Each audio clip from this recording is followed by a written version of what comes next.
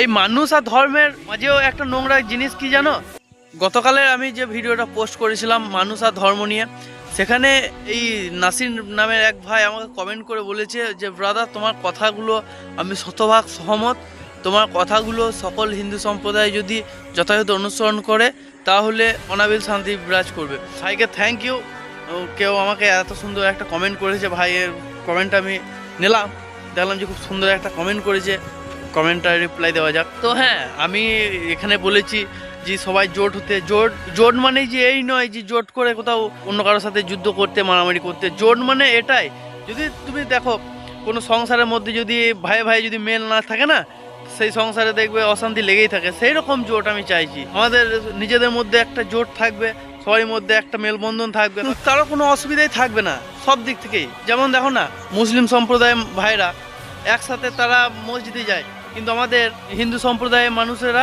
কেউ কিন্তু একসাথে মন্দিরে যাবে না, কারোর কাছে কোনো সময় নেই। তোমাদের মসজিদে টাইম আজান দেওয়া হয়, আল্লাহকে ডাকা হয়, সেখানে কিন্তু তোমাদের কোনো মানুষ বিরক্ত হয় না।